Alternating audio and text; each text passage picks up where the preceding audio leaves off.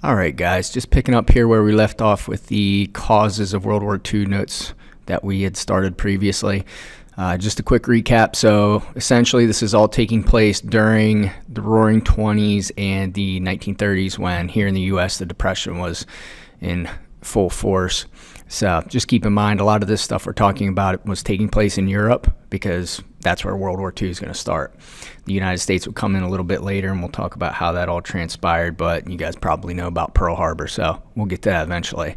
With that being said, this is just a quote that I thought was kind of interesting by Hitler. You know, he said, "I do not see why man should not be just as cruel as nature." So essentially, if you think about nature, in terms of a hurricane, or even, like a lion or something like that, it's like, a hurricane destroys and kills indiscriminately, not because it's evil, but because that's just what hurricanes do. They're part of, they're a force of nature. And the same can be said about animals. In the animal kingdom, you have predators that hunt their prey, like I said, I mentioned a lion will hunt an antelope. I mean, it's not that the lion dislikes the antelope. It's just that's how things, are designed by nature. And so that's kind of what Hitler's getting at here is, yes, we're waging war and, we're conquering and doing those types of things, but that's just the way that this thing's designed. And, that's called social Darwinism.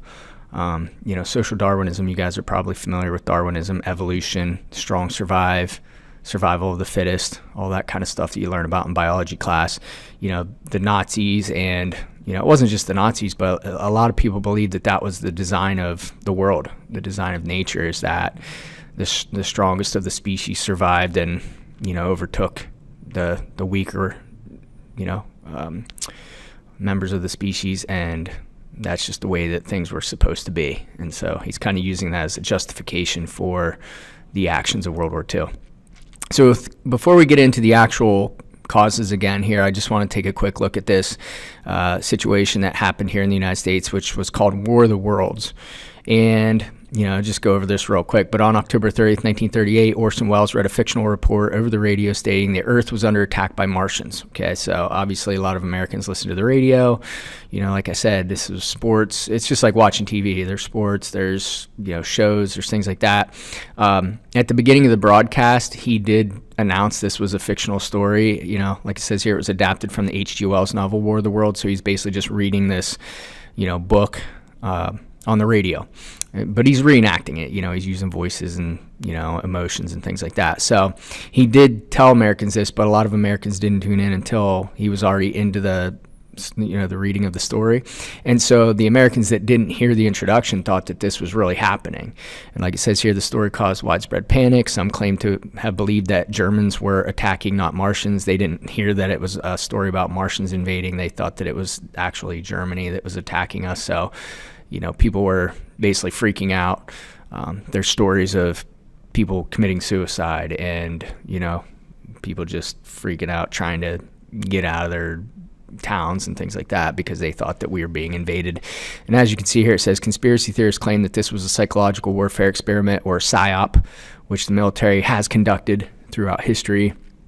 And essentially what the conspiracy is that the military was doing this to see how Americans would react if we really were attacked by an enemy. So, just kind of getting a read on what the American people would do and how they would handle it. So, like it says, regardless, the event illustrated the paranoia that people felt about threats to the nation. So people were kind of on edge, right? And the reaction to this was kind of a basically proof that Americans were on edge and we were kind of anxious about an impending attack. So here's Wells reading it on the radio. There's actually a movie called War of the Worlds. It's actually pretty good. There's a couple movies about this. The one with Tom Cruise is actually really good. All right, so here we have the Axis powers. It says the world trembled in 1936 when Italy and Germany formed an alliance system known as the Axis powers. They claimed that they would be the axis in which the rest of the world would revolve, and they are later joined by Japan. So this would become our enemy, the Axis powers. They were the countries that we were fighting against during World War II, and we would join an alliance called the Allies, the Allied powers. So those were the two major sides. Everyone else kind of fell in under one of those two sides. So the Axis powers versus the Allied powers. So Japanese expansion. Japan was the first non-democratic power to demonstrate its territorial ambitions. So essentially, this means that Japan is trying to expand its empire aggressively. And like it says here, they needed raw materials or natural resources. And I don't know if you guys realize this, but if you look on a map, Japan is just a series of islands. It's not very big. There were a series of islands formed in the Pacific. Volcanoes came up, molten magma, that would harden and eventually form islands. That's where Japan is located. So essentially, they do not have a ton of natural resources. They don't have oil and iron ore and all these resources that are very valuable for countries to have, coal. So essentially, they have to go outside of their country in order to acquire these resources. And like it says here, they used a bomb explosion as an excuse to invade and take control of Manchuria, which was a territory located in China, essentially. Like it says here, China pleaded to the League of Nations for help. So Japan invades its neighbor, China, in order to acquire natural resources that it needs, not only for its own survival, but also to continue to expand and grow stronger. China goes to the League of Nations. The League of Nations was formed after World War I as a coalition of countries that agreed to work together in order to prevent future wars. So China does what it's supposed to do. It goes to the League of Nations and says, you need to step in and do something about this invasion. Japan is not allowed to do this.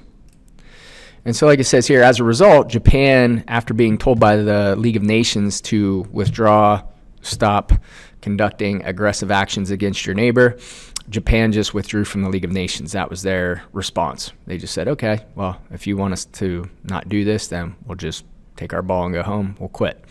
So this event boosts expansionist ambitions of Italy and Germany. So as I mentioned before, Italy, Germany, and Japan would become allies. And once Italy and Germany saw Japan kind of got away with this invasion, they too thought, well, then maybe we can get away with expanding our own borders and attacking other countries as well and trying to increase our power. Like it says here, Japan wanted oil from the East Indies but needed control of Chinese ports in order to acquire those resources. In 1937, Japan invaded and captured many Chinese ports and cities in the capital city of Nanjing. The Japanese engaged in mass brutality, killing over 200,000 civilians and raping 20 to 80,000 in what became known as the Rape of Nanking. I know it says Nanjing, Nanking. Those names are interchangeable. You guys know that when it comes to spelling foreign names and things like that. Sometimes the spelling is changed, but there was a book called The Rape of Nanking, so that's why I put that in there. But from 1937 to 1945, there would be struggle for control between nationalists led by Chiang Kai-shek, Chinese communists, and the Japanese. So there was basically a three-way struggle taking place in China for control of that nation. So there was kind of like a civil war going on in China along with the invasion of the Japanese. So not a good situation, but this tragic event that occurred when the Japanese invaded China and murdered and raped, thousands. Most people have never heard of this. I had never heard of this until college. My cousin was actually doing a book report on it, and he bought the book, The Rape of Nanking, and he told me about it. And I was actually kind of shocked because I thought, how could I have never heard about this? But I've never heard an official explanation as to why this doesn't really get talked about very often, but I think it's because the Holocaust kind of overshadows it. Obviously the Holocaust is going to take place here around this same time period, and I think that's kind of why this tragic event gets overshadowed. Regardless, these are just some pictures. Viewer discretion is advised. So it's just the Japanese marching into China, and you could notice here that they actually have swords. And, this goes back to the Japanese samurai tradition. So obviously, the samurai ruled over Japan for a few centuries and still a huge part of Japanese culture, without getting into it too much. I mean, samurai culture valued things like honor, courage, those types of things. The samurai were known for committing ritual suicide in order to preserve their honor, things of that nature. So, when the Japanese marched into China, and just throughout all of World War II, a lot of times they were carrying a sword, samurai sword, just as a sort of part of their heritage, cultural heritage. So, pretty savage things that took place here. Again, and we'll get into this when we talk about the Nazis, but a lot of times what military personnel do in order to feel, to sort of take away that guilt of murdering people, what they do is they dehumanize their enemy. And what that means is they sort of, degrade the worth of their enemies' lives. The Nazis would say the Jews were rats, part rat, or something to that effect, just so that you wouldn't necessarily feel guilty about killing rats. Rats carry disease, things like that. They're a pest, they're a nuisance. And so if an exterminator goes and kills a bunch of rats, nobody's going to feel bad for those rats. And so that's kind of what the Nazis would do with the Jews. They would essentially turn them into rats so they didn't feel bad about it. And the Japanese did something similar with the Chinese. They viewed the Chinese as inferior. And again, we'll talk about this with the Nazis and their theory or philosophy on racial superiority. The Japanese shared a similar philosophy. The Japanese felt like they were the superior race, and it goes back to what I had mentioned there previously about social Darwinism. If you believe in racial superiority, that means certain groups of people are above others, and the Japanese believed they were at the top. And, this was a pretty common philosophy throughout the world at this time. This would lead to programs such as eugenics, which we're going to talk about here when we get to the Nazis. So I'm just going to keep going here. But, like I said, just a lot of tragic pictures here from this Japanese invasion of China. And this is actually a newspaper cover where you had two Japanese officers that were competing to see who could chop off the most heads. So here, I think it was 106 to 105. And every day in the paper, it would sort of update like, General so-and-so has pulled ahead in the beheading competition. And then the next day, Colonel so-and-so would catch up and surpass him. And so just to kind of give you an example of sort of how, how these guys thought, and just, how tragic this was, that they really didn't value human life. They treated it almost as a game. So just going to keep moving through these. All right, so then Italy's conquest of Ethiopia. So Italy saw the relative ease in which Japan took over parts of China, and they wanted to pursue their own imperialistic goals. So they too wanted to expand their empire. Italy's not a big country either. I mean, again, if you look on a map, the country looks like a boot. It's not a large country. And so, again, they didn't have a lot of natural resources either, similar to Japan. So Mussolini, who had become the dictator of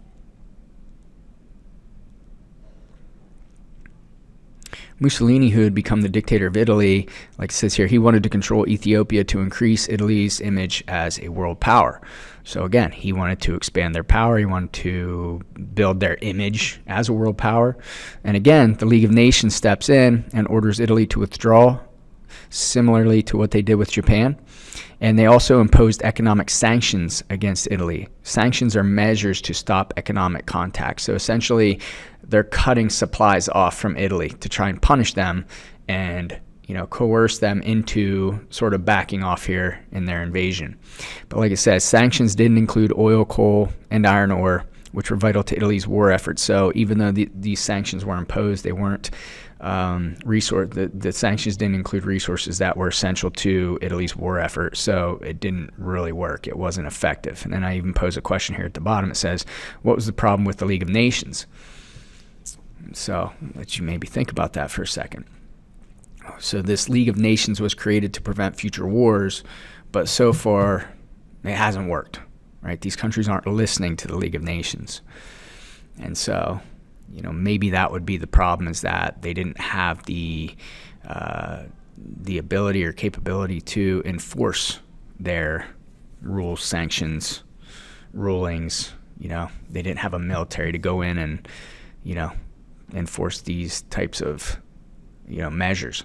The United Nations would come after World War II, and we'll talk about the United Nations when we get to it. But the United Nations is a similar concept. It's a coalition of nations designed to prevent future wars. The United Nations is still around today, and it has its own military.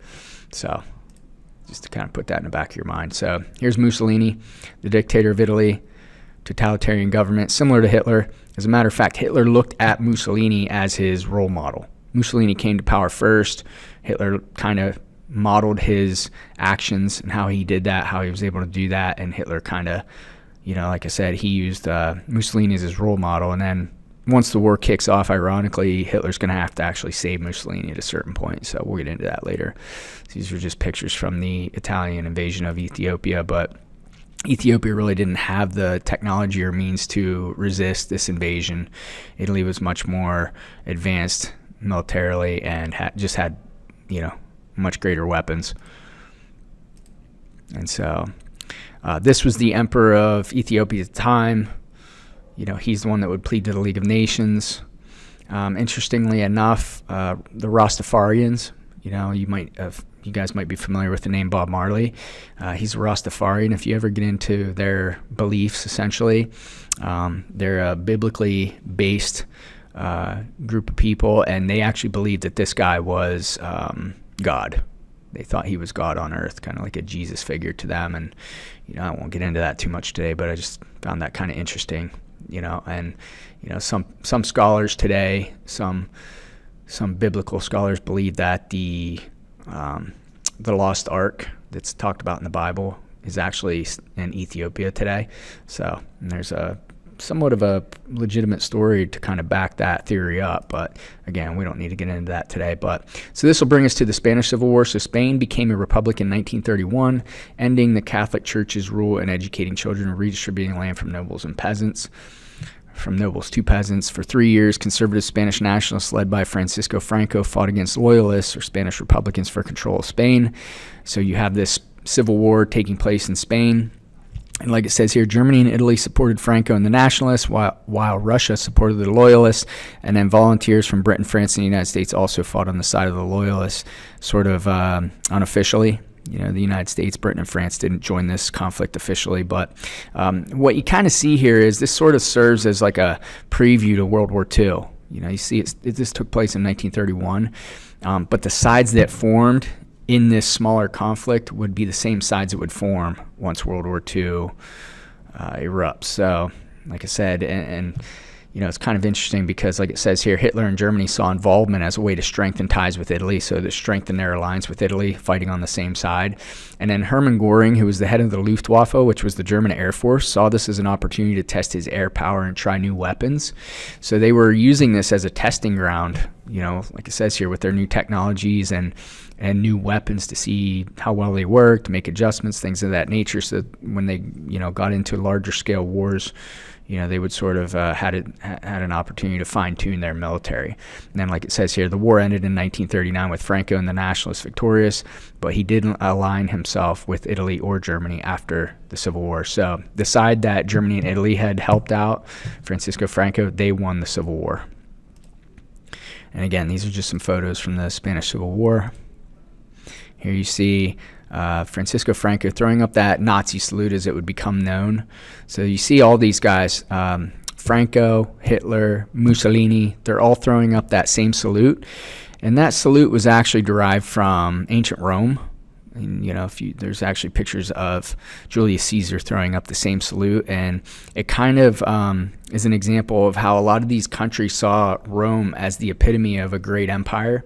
And they were all trying to emulate that same type of empire. You know what I mean? It's like this great, powerful, honorable empire. They were all trying to sort of, build the next great empire. And that's why they would throw that salute up. So Hitler on the offensive. Like it says here, Hitler wanted more Lebensraum. Lebensraum means living space. Hitler gambled and invaded the Rhineland, which was a region between the Rhine River and the French border. So essentially Hitler's trying to expand Germany's territorial holdings. France and Britain did nothing because they did not want to risk war. And this is going to be an ongoing pattern. These countries are going to allow Hitler, Mussolini, Japan to get away with these aggressive actions because they're so afraid of, triggering World War II. They don't want to do that. And so they continue to allow these, sort of aggressive dictators to get away with things because war is the last option. So in October of 1936, Hitler and Mussolini formed the Roman Berlin Axis alliance. They hoped that it would be, again, the axis in which the rest of the world would revolve around. And later they'd be joined by Italy and Japan in the anti-Comintern Pact against Stalin and Russia. Stalin begins to urge the West to unite against the Axis because Stalin sees that this is becoming a problem and they're getting powerful. But the West, meaning Great Britain, France, the United States, refused because they wanted to avoid another war. So again, Stalin's starting to kind of try to encourage these countries to take a stand. Hey, you might have to go to war and stop these guys. But again, the West is very reluctant because they don't want to trigger the next big war. Keep in mind, World War I is still fresh in everybody's minds. World War I was not long before this. So Hitler dreamed of Anschluss, which was joining Germany and Austria into one country because he believed that they were all of the same blood, the same heritage. He wrote that one blood demands one Reich. And Hitler was eventually successful at invading and occupying Austria, and he claimed that he was bringing stability to Europe by doing so. And again, the Western powers refused to take action because they didn't want to trigger World War II. So, again, Hitler is justifying his actions, right? To an American, to the United States, we would look at this as an aggressive action, military action by a power-hungry dictator. He's trying to grow his country. He's trying to bring more power to his country. But Hitler is justifying this to himself and the world by saying, I'm bringing stability to Europe. This is good for everyone. What I'm doing is actually benefiting, not only Germany, but Austria and all of Europe. So, you always have to remember that when we look at history, although we, judge the actions of these countries and from our perspective, these things are wrong, these countries always have a way, and these leaders always have a way of justifying what they're doing. And this still takes place today. You look at anything that's going on in the world today, the Middle East, Eastern Europe, any of this type of stuff that the United States does, we always justify our actions, and that's just sort of human nature. We don't want to be seen as the bad guy, right? Hitler didn't want to be seen as the bad guy. He wanted everyone to think he was doing great things. And so that's kind of why they have a tendency to do that. These are actually some paintings of Adolf Hitler. I don't know if you guys know this, but Hitler actually wanted to be an artist prior to getting into politics, but he was denied admission to art school. And, according to the legend, the dean of admissions at the art school was Jewish. So Hitler blamed the Jews for him not getting into art school. Hitler always would bring everything back to blaming the Jews. His mother died when he was young. She died of cancer, and the doctor was Jewish, so Hitler blamed the doctor, for not saving his mother, things like that. So you hear a lot of these types of things, that would justify actions against the Jews. This is actually a picture of a Nazi rally. So when the Nazis were growing in membership. But I put this in there because a few years ago, Nicki Minaj, she released an album, and these pictures on the bottom are from her album cover. And she took a lot of criticism for this because people said you were basically copying Nazi rallies on your album cover. So I don't know. I think she apologized for it, but I just thought that was kind of interesting. So again, you see here, Nazi membership. I mean, eventually the Nazis would rule over Germany. Before the Nazis fully came to power, there were different parties, different, political groups, things like that, similar to what we have in the U.S. We got Democrats, Republicans, all that kind of stuff. But eventually, and the Nazis were initially a political group, but eventually they would take control of the entire government. And, obviously Hitler's a Nazi, so they're going to take control of all of Germany. And, again, Hitler tried to use a number of things to justify his actions, especially against the Jews. And this is actually referring to something called stabbed in the back theory. So the German military, according to this theory, was stabbed in the back by the communist Jewish leaders of World War I of Germany. And it says the communist Jews went behind the back of the German military and negotiated a surrender with the enemy without the approval of the German military. So Germans like Hitler said, we were winning World War I, and then these Jewish politicians went behind our backs and basically surrendered, and we didn't even know about it. They stabbed us in the back, and that's why we lost World War I, which put us in this, terrible, tragic, condition that we are in with hyperinflation and things of that nature. So I put this stuff in there because a lot of times people don't understand we kind of learn about World War II and we learn about the Nazis and all these things, but it's complicated. The history's complicated, and a lot of times we have to simplify things just to get through it. We can't spend all year on World War II, but I throw some of this stuff in there just to bring some clarification to you guys as to what the Nazis were using as justification for all this stuff that they were doing. So, like it says here, many Nazi leaders were immersed in the occultism, especially Heinrich Himmler, who was probably second in command behind Hitler. But occult just means that word means secret, and it's basically used to describe anything that's not like a traditional religion, like Christianity would be traditional religion, Judaism, Buddhism. Those are all sort of widespread religions. Occultism would refer to things that maybe weren't mainstream religions. The Nazis were trying to bring back like the old Nordic gods like Thor and Odin and, some of those gods that maybe you learn about in mythology. And so, these are some interesting pictures. And again, this was all sort of leading up to World War II. So the Thule Society was an organization that was, around prior to World War II. And they were, we talked about this in the Roaring Twenties. I showed you guys some pictures about spiritualism, and they would do seances and things like that, talk to the dead, try to reach other dimensions and all that kind of stuff. And the Nazis, really believed in that stuff. Spiritualism wasn't just a trend that took hold in the U.S. It was a worldwide trend. And again, this is there's a lot behind this, but I'm just trying to throw some facts here out that will help, like I said, clarify what the Nazis were trying to do. I'm not saying any of this stuff is true. I'm just saying this is what they believed. And so you had these like secret societies like the Thule Society, and you see these women with really long hair. The Nazis believed that this hair served as an antenna in order to contact other worlds. Now, again, this sounds pretty far out and pretty crazy, but this is what they believed. And so you saw these women with long hair, and they would sort of lead these seances. And, according to some Nazis, they said they actually were able to get into contact with, other dimensions, people from other worlds. I don't know if they mean like space, other planets, or maybe just other dimensions. But that's kind of what they, this all kind of fed into this whole Nazi movement. And, there was one Nazi scientist, and the Nazis were the first to develop rocket technology, which we'll talk about when we get to World War II. But, he was asked, this scientist was asked, like, how are you able to develop this technology in such a short period of time? Because at the beginning of World War II, it was still prop planes, propellers, like they used in World War I.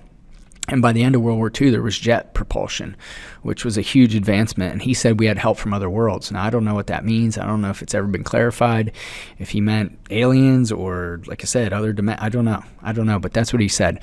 And then down here in the bottom right, you see a picture with some Nazi scientists that were sitting with a group of Tibetan monks, because the Nazis conducted this expedition to Tibet because they believed that the Tibetans held secret knowledge about, just, again, occult stuff. One thing that comes to mind when I talk about this stuff is like Doctor Strange. I mean, most of you guys are probably familiar with Doctor Strange, and he's all about, other dimensions, the multiverse, and all that kind of stuff. That's kind of what this was all about, so like I said, this was the type of stuff the Nazis were getting into. And so, again, it's I put this conspiracy in there because it says the United States actually has a Thule Air Force Base in Greenland. So it's the northernmost base for the United States, and I'm not sure, what that's all about, why they named it Thule. Thule was actually a mythical land, I think, that had been lost, kind of like Atlantis. If you guys ever heard of the lost city of Atlantis, it was kind of like that, like a highly advanced lost civilization, essentially. But we do have a Thule Air Force Base. The Vril Society was, again, kind of along the same lines as the Thule Society. So there are these secret societies. But you see these, like, symbols. They're carrying out these rituals and things like that. And, again, this stuff seems kind of crazy to us today. But this stuff was going on in Germany, and they believed in this stuff. Again, it seems probably like nonsense to most people. But they believed in it, whether you believe in it or not. To them it was real. And, we have to understand other cultures. Other cultures hold different beliefs. Without getting off topic too much here, just not too long ago, I mean, within the last couple of years, I saw a story on the news where there was a guy in Ireland, right? You think about Ireland and their mythology, and a guy was walking through the woods, and he claims to have seen a leprechaun, or a couple leprechauns, 3 leprechauns or something like that. Now, again, this sounds like a guy that's maybe off his rocker, but according to this guy, he was dead serious, and the Irish government actually set aside that land and preserved that land for that reason, because of leprechauns. I mean, it's like today here in the United States, we set aside state game lands for wildlife, deer and things like that. They did that in Ireland.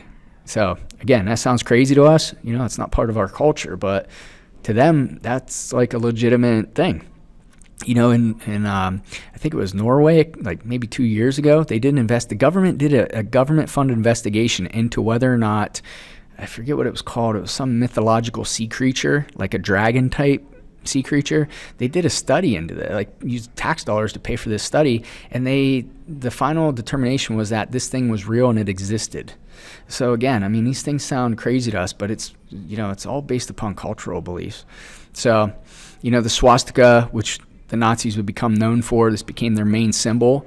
But the swastika was actually, like it says here, seen as a symbol of power by many different cultures for centuries. So, this predates the Nazis. You can see over here, I mean, on the right, you have all these different cultures, and then here on the left, there's a similar chart.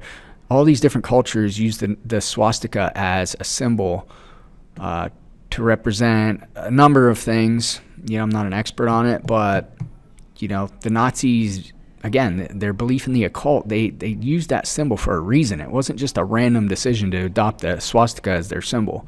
They saw this as a symbol of power, and they wanted to put that on their flag. And I believe it was Hitler that actually, kind of really worked towards making the swastika like the official symbol of the Nazis. But, people don't realize this, but this symbol had been around for a long time. It's just now when you see it, you just automatically think Nazis. But, even, up here on the left, you see Christian, Tibetan, here's Islam, Celtic, Greek, Jewish. So yeah, even Buddhist. The Buddhists, this is on a lot of Buddhist, structures. But this lady, Helen Blavatsky, on the left, she wrote a book, and again, I don't want to go on about this too long, but I'm just trying to add some clarification to the Nazis' beliefs here. But she wrote a book about basically the history of the world. She was from Russia. She did a tour kind of selling this book, and essentially she said there's stages of human evolution or development, and this goes back to social Darwinism too. And she said the Aryan race was at the top. They were the basically super beings, and she said the Jews were at the bottom, right? And that kind of fed into that anti-Semitism by the Nazis. But this led to a big movement in eugenics. Eugenics is a branch of science where you're trying to selectively breed human beings in order to create like the master race. And the Nazis would do this. The Nazis would try to, breed these strong genes, I guess, continue to have Nazi babies that would create this strong master race. What the Nazis believed is that the Aryans began to intermix with lower beings, I guess, and that weakened them. But according to some of these Nazi eugenicists, they thought if we could purify the blood, we can bring back this super race of people. When I say super race, I'm talking about they could fly and stuff. So it's like crazy. But again, I'm not saying any of this is true. I'm just trying to add clarification to what the Nazis were trying to do here. This guy, Friedrich Nietzsche, he was a philosopher in the late 1800s, early 1900s. But he was the guy that said that which does not kill us makes us stronger. And again, the Nazis kind of used him as his philosophies as a way to sort of justify the social Darwinism of the times, right? So again, it was the strong survive, and that's sort of what fueled this Nazi, movement. And again, there was a book at the time called The Coming Race about this race of people that moved inside of the earth, and they were going to come back, and that was the Aryan race. So again, I mean, I'm not. We don't need to go on about this. I'm just trying to add clarification to what the Nazis were trying to do. Hitler lays a lot of this stuff out in his book called Mein Kampf, or My Struggle. So Mein Kampf is just German for my struggle. But, my cousin actually bought this book in college to do a book report on it, and I kind of flipped through it a little bit just to see what he talked about. And Hitler went into a lot of his struggles, his childhood struggles. His dad used to beat him, things like that. Lost his mom, and then also he lays out the vision for what he thinks the Nazis should do, and sort of like why the Jews are bad, and again, going back to all that stuff that we talked about with eugenics. So again, this book's like 800 pages long. So, but it's just kind kind of lays out his vision for Germany, and this became like a bestseller in Germany. He wrote this while he was in prison. He got arrested when he tried to overthrow the government in the 1920s. He went to prison and wrote this book in a couple years, and then when he, got out, this book became like a bestseller. And again, it's propaganda. People are reading it, they're buying into it, they get behind Hitler, So the Nazis also believed in a lot of this supernatural stuff, like the Ark of the Covenant from the Bible, the Spear of Destiny, that was the spear that pierced the side of Christ, the Holy Grail. If you drink from this, you'll be immortal. So they believed in all this stuff. Again, like I said, this all seems kind of like superstition and just sort of like nonsense, but they believed in this, and they would actually conduct missions to go out and try to find these artifacts. According to their belief, anybody who had the Spear of Destiny would be invincible in battle. According to legend, they found it. Eventually, the United States got a hold of it. I mean, look it up. There's articles on this. I think we still have it, or somebody has it in a museum or something like that. Ark of the Covenant. I don't know. I don't think they ever found it. But that's kind of what all these Indiana Jones movies were based on. If you've ever watched any of them. The Nazis would conduct book burnings where they would burn any book that was considered to be anti-German. So, it's just a form of censorship. They would round up all these books and have these big parties where they would just have bonfires of books burning. So again, these are just a couple clips from Indiana Jones, but the reason I put these in there is because this is all stuff that was actually happening during, the Nazi reign in Germany. All right, so this brings us to the Sudetenland crisis. So like it says here, Hitler demanded that the Germans of the Sudetenland, which was an area in northern Czechoslovakia, be granted self-determination. So essentially, Hitler is continuing his territorial expansion, just like Japan and Italy. All of these leaders looked at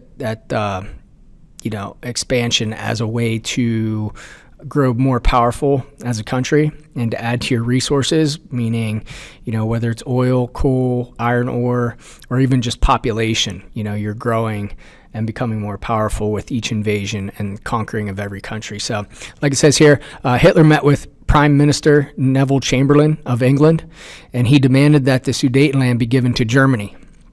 And like it says here in letter C, Chamberlain adopted a policy of appeasement, granting Hitler's demands to maintain peace. So that word appeasement, that was one of your vocab words, and that's a word that you're going to hear anytime you're studying World War II, because it became sort of a key word because of the policy of appeasement, where you would give in to an enemy's demands. In this case Hitler, you're giving in to his demands in order to avoid war. And you can see that in letter D, appeasement, giving into a demand to avoid a larger conflict. So again, going back to what I had said a minute ago, these world leaders in the West, France, Great Britain, and even the United States, they were doing everything in their power to avoid another large-scale conflict like World War I. Like I said, World War I was still fresh in everybody's minds. Their worst nightmare was World War II. But unfortunately, this policy of appeasement didn't work. So like it says, this expanded German borders, added population, and increased military power. So Hitler is just getting more and more powerful with each invasion. So I don't know if you guys recognize this artwork at all. You see here we have some sort of sea creature, a hydra maybe, and we got this guy in the middle. And if you can't see what the guy's shirt says, it says the appeaser. So he's the one kind of trying to give in to demands in order to maintain peace. And he has lollipops. And it says, remember, one more lollipop and then you can all go home. So, this cartoon is kind of making fun of the notion of appeasement, giving in to avoid a larger conflict. And you can see this monster is, representative of the Nazis. You can see the swastikas there. And if you haven't figured it out, this is actually a Dr. Seuss cartoon. So Dr. Seuss would make a number of these political cartoons where he was being critical of, the appeasement of Hitler and, sort of inaction by the United States and other countries in trying to stop Hitler. So here we have another one. It says, and the wolf chewed up the children and spit out their bones, but those were foreign children, and it really didn't matter. So again, they're reading Adolf the Wolf, and the teacher's shirt says America First, and that's sort of a, again, it's a critical political cartoon saying that, America is not concerned about what's going on in Europe, even though, these atrocities are being committed. We're not really doing anything about it. So this is another one. The old family bathtub is plenty safe for me. So again, this guy's got an America First hat on, meaning we're not worrying about European conflicts, European problems. You can see there it says American hemisphere on the bathtub, and then you got these sea creatures with swastikas, obviously the Germans, Nazis, and essentially it's saying eventually they're going to be on our side of the world if we don't do anything about it. So this brings us to the Munich conference. So Chamberlain met with Hitler again in Munich, Germany, joined by Mussolini and French Premier Edward Baudelaire. Mussolini offered a compromise, so he was kind of trying to act like a mediator. He said, give Hitler the Sudetenland and he would promise not to take any more land. So Great Britain and France accepted the offer. Chamberlain was cheered or celebrated for preventing war, and then Hitler sent military into Czechoslovakia. Like it says, his intentions were now clear, which means he was not going to stop. He was going to continue to do what he was doing, continue to invade other countries until somebody forcefully tries to stop him. So again, we got another political cartoon here. The chaos of war. You see Europe is drowning in the chaos of war. And the Munich Pact, which was the lifesaver, was supposed to save Europe, but it doesn't work. And then this brings us to the Nazi-Soviet talks. So Hitler continued to forcefully expand Germany's territory. Great Britain and France persuaded Stalin to help stop Hitler. So they're trying to get Stalin to kind of step in and do something about Hitler so they wouldn't have to. But like I said, Stalin was suspicious. He thought the West wanted Germany and Russia to destroy one another, which he was probably right. Stalin felt that eventually Hitler would target Russia and the West wouldn't help. So Stalin and Hitler met and held secret talks. In August of 1939, they signed the Nazi-Soviet Non-Aggression Pact, which they both agreed that Germany and the USSR or Russia would not attack each other or align against one another's enemies. So essentially it's a peace agreement between Germany and the Soviet Union, but neither really trusted each other. But this allowed Hitler time to pursue other goals and Stalin time to prepare for war. So Hitler used this peace agreement with Stalin to sort of take Stalin out of the picture temporarily so he doesn't have to necessarily worry about fighting him, so that he can turn all of his attention and resources back to the West, which means Great Britain, France, those countries, and he could focus on defeating them first, and then eventually he'll turn back and then go and try to fight Stalin and go into the Soviet Union. And Stalin knew that, like it says here, but Stalin needed time to prepare for war.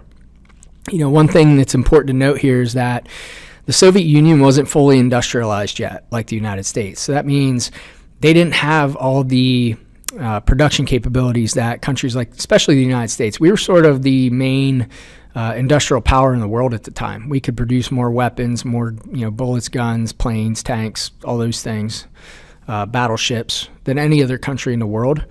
And when we enter World War II, that's going to be a huge part of our advantage and our victory, is that we could outproduce our enemies. So Stalin and the Soviet Union, they weren't fully industrialized yet, so they needed more time to prepare because it was taking them longer to get enough, weapons and, things of that nature to fight a war. So Stalin was just buying time. He knew that Hitler was going to be coming soon. And so he was just trying to buy a little bit extra time until he could be ready. And then hopefully when Hitler and the Nazis did turn back to the Soviet Union, he would be ready to fight. Here you see a picture. This is Stalin here against the wall. I don't see Hitler, but this is one of his ministers signing the agreement.